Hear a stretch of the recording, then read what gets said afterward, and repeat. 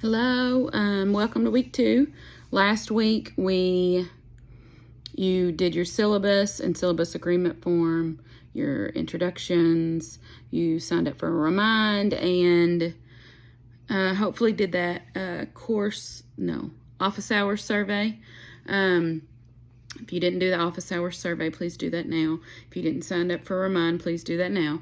If you didn't do the course agreement form, please do that now.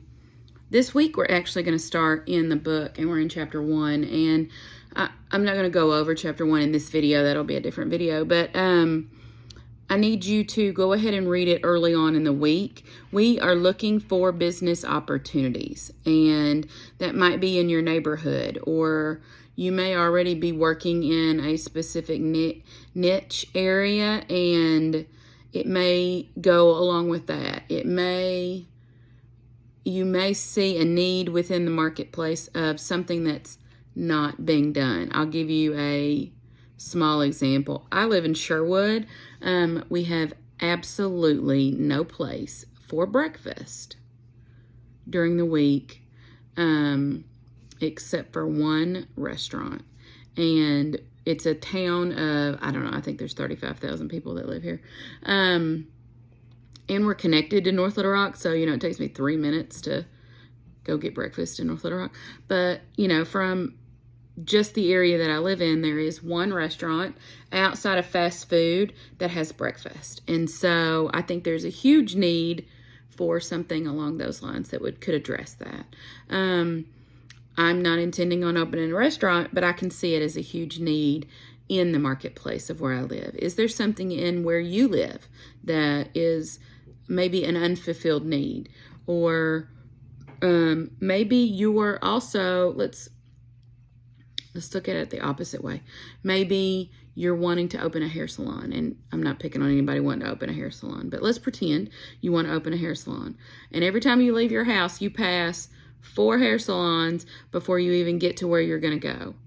My question to you is there an opportunity in your area for another hair salon? And the answer may be yes. It may be because maybe those 4 or 5 hair salons only do a specific type of hair, or they don't offer this service, or whatever.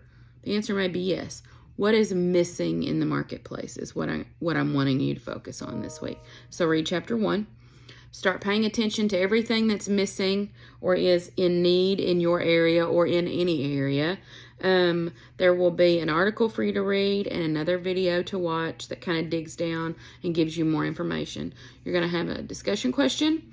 Discussion questions are 2 parts. So I'm going to pose a question to you that I want you to be able to answer in your own words. And most of the questions that I will pose over this semester are opinion style questions. No right or wrong answer. The only way you get points taken off is if 1, you don't do it, or 2, you don't do it at the length that I am requesting. So if I said, a question that says answer in a paragraph, then you're going to need 3 or 4 sentences.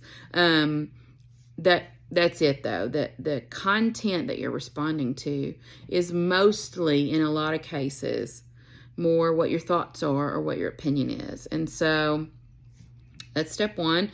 And step 2 is to come back a couple of days later and reply to classmates. You need to do it at least twice. So you want the answer to the post, and then you want 2 responses to classmates. Those 2 responses need to be about 2 sentences each, just to kind of gauge. The simple I agree, not counting, that doesn't count. You need to give a good response. It's also easier if you don't wait till the last day to do that. If you will go in, let's say, just give yourself a deadline by Wednesday, you want to have answered the question. And then that gives you the rest of the week to go back in and give your responses. Everything will be due on Sunday. So you're going to have our first quiz. It's not hard. It's not meant to be hard. As long as you've read the chapter, I fully expect that you're going to do well. Please do not start the quiz if you haven't read the chapter yet. It is timed, and there's not enough time for you to look up every single answer. As long as you have read it before you sit down to take it, you will do fine. I'm fully aware that you're going to have your book in front of you when you do this quiz. I am fine with that. You don't have enough time to look up every single answer every time. So read it first before you sit down to do that. But pay attention. I really want you to dig into what type of opportunities exist around you. So that's what we're going to talk about. If anything else pops up, I'll holler at you or send you an email or announcement. Something I don't think I made clear last week, and that was my own fault, is one of the expectations that I have of you is that you're checking your student email account every day. Not all day, every day, just every day. And likewise, in return, I'm checking my email every day to see if you have reached out to ask me some form of question. I'm also checking Remind every day. Please, you do the same thing. I want us to keep lines of communication open as much as absolutely possible. So I don't want there to ever be I never got a hold of my instructor. I don't want that to ever be a thing. I want us to be able to email back and forth or send remind messages back and forth anytime we need them. So I hope you have a great week, and I will send more information soon. See you later.